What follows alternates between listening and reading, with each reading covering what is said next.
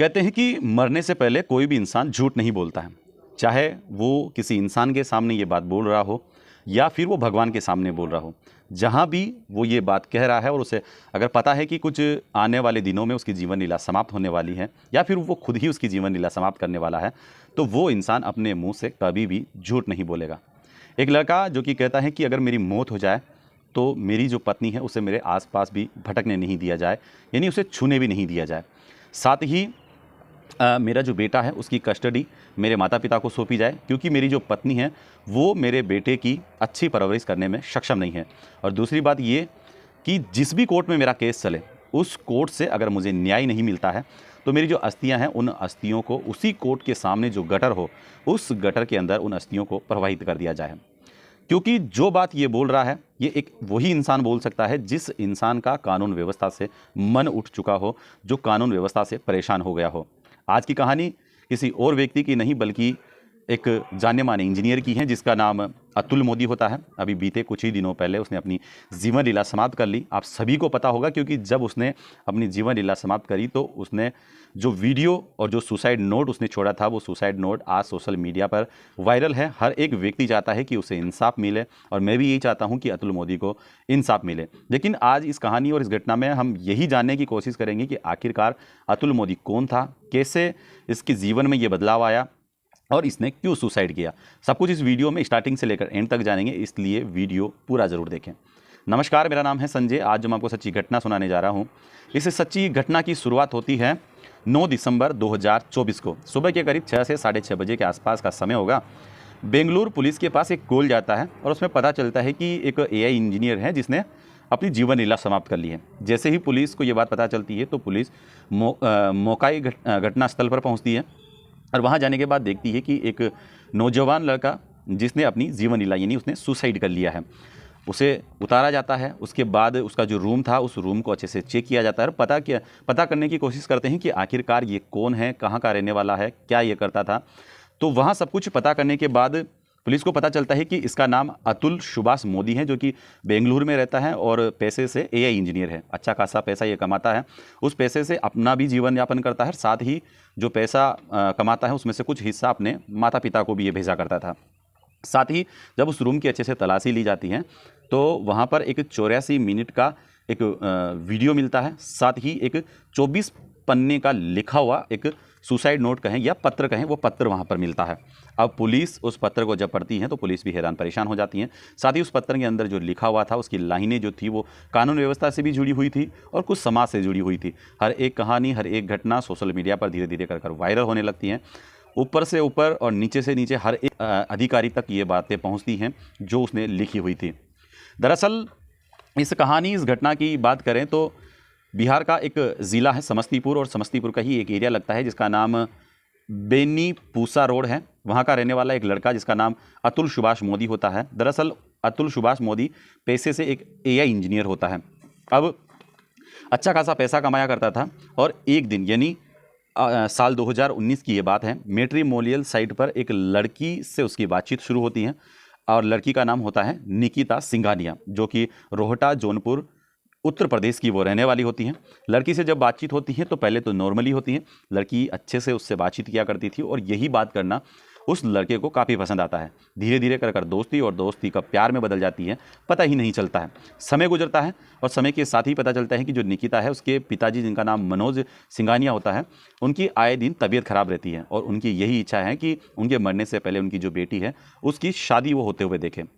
इसी के चलते दोनों के परिवार में रजामंदी की जाती है और दोनों की परिवार की मर्जी से 26 अप्रैल 2019 को बनारस के एक नामी होटल में दोनों की शादी कर दी जाती है।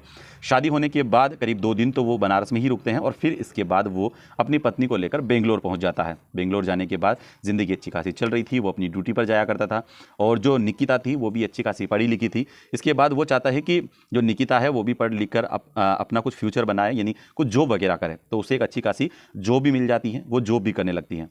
अब कुछ ही समय गुजरता है और कुछ ही समय बाद यानी 17 अगस्त 2019 को पता चलता है कि जो निकिता है उनके पिताजी का देहांत हो चुका है। अब इसी के चलते निकिता और अतुल दोनों वहाँ पर पहुँचते हैं। साथ ही उसके जो ससुर, निकिता के जो ससुर होते हैं वो भी वहाँ पर आते हैं। 2 से 3 दिन अतुल के पिताजी वहीं पर रुकते हैं। अतुल वापस चला जाता है, सब कुछ क्रियाक्रम होता है, सब कुछ खत्म होने के बाद निकिता भी वापस अतुल के पास चली जाती हैं। अब अतुल निकिता को 13 किलोमीटर दूर जहां उसका ऑफिस था वहां छोड़ने जाया करता, प्लस लेने भी जाया करता था। ये सिलसिला ऐसे ही चल रहा था और चलते चलते पता चलता है कि जो निकिता है वो प्रेग्नेंट हो चुकी है और अतुल पिता बनने वाला है। अब इसी बात के चलते जो निकिता जो होती है वो कुछ दिनों की छुट्टियां लेती है और छुट्टियों के चलते ही फिर उसकी जॉब भी चली जाती है। अब निकिता का पीछे ख्याल रखने वाला कोई नहीं था, क्योंकि जो अतुल था वो अपनी ड्यूटी पर जाया करता और पीछे वो अकेली रहती थी। इसी के चलते वो अपनी सास से बात करता है और उसकी जो सास थी वो निकिता के पास चली जाती है। कुछ समय गुजरता है, अच्छे खासे से उसकी देखरेख भी हो रही थी और फिर एक बच्चे का भी जन्म होता है। एक लड़का, अच्छा खासा स्वस्थ लड़का उसके होता है। और इसी बीच पता चलता है कि जो अतुल था वो करीब 20 लाख रुपए के आसपास वो अपने ससुराल वालों को दे चुका था।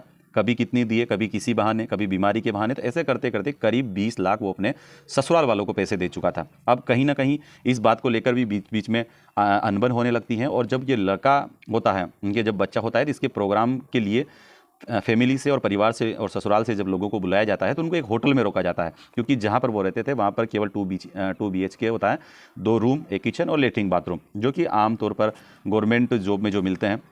अब इतनी व्यवस्था वहाँ पर नहीं थी, इसलिए होटल में रोका जाता है। तो ससुराल वाले बातें बनाने लगते हैं कि हमारी कद्र नहीं है इसलिए हमें होटल में रोका गया। ऐसी वैसी बातें बनती है और धीरे धीरे कर अनबन आगे बढ़ने लगती है।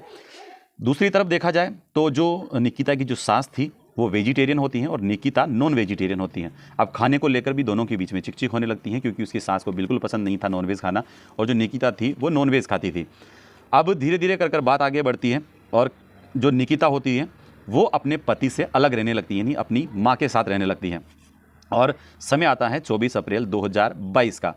24 अप्रैल 2022 को जो निकिता होती हैं वो जौनपुर की सदर कोतवाली जाती हैं और वहाँ जाने के बाद वो मुकदमा अपराध संख्या 115/2022 और IPC की धारा 498A, 323, 504, 506, साथ ही हत्या व दहेज उत्पीड़न की धारा 3 और धारा 4 के तहत मुकदमा दर्ज करवा देती हैं। और हत्या का इसलिए क्योंकि जब मामला आगे बिगड़ता है तो वो अपने पिता की जो मृत्यु हुई थी उसका इल्ज़ाम भी वो अपने ही पति पे डालती है कि इनके प्रेशर करने की वजह से मेरे जो पिताजी हैं उनकी तबीयत खराब हुई और उनकी मृत्यु हो गई। यानी आए दिन दहेज की मांग किया करते थे, कभी इतना पैसा दो, कभी उतना पैसा। इस बात को वो झेल नहीं पाए और बीमार होकर उनकी मृत्यु हो गई। साथ ही मारपीट और प्राकृतिक संबंध बनाने का मामला भी वो अपने पति पर लगाती हैं। कुल मिलाकर 9 FIR दर्ज की जाती हैं और 9 ही FIR दर्ज करने के बाद फिर ये मामला कोर्ट पहुंचता है। अब कोर्ट जब पहुंचता है तो फिर जो उसका जो पति था यानी अतुल जो होता है, अब वो बेंगलोर ड्यूटी करता, फिर जौनपुर करीब 1827-28 किलोमीटर के आसपास वो पड़ता है। वहाँ से फिर जब भी पैसे मिलती तब वो पैसे के लिए वहाँ पहुँचना, फिर आना जाना। और कभी वो पहुँचता तो कभी पता चलता है कि जो जज साहिबा है वो छुट्टी पर है, कभी पता चलता है कि लड़की नहीं आई, कभी चलता है कि कोई हड़ताल हो गई है। ऐसे करते करते वो आए दिन इस मामले से परेशान होने लगता है, क्योंकि ना तो कोई बात बन रही थी और ना ही उसकी बात को कोई समझ पा रहा था। जब वो जज साहिबा को भी अपनी बात समझाता है और इसी बात पर वो जज साहिबा से कहता है कि जज साहिबा आपको तो पता होगा शायद अधिकतर जो पुरुष होते हैं वो इसी बात से परेशान हैं, उन पर झूठे केस लगा दिए जाते हैं दहेज के, और इसी के चलते न करके 80-90% लोग सुसाइड तक कर लेते हैं।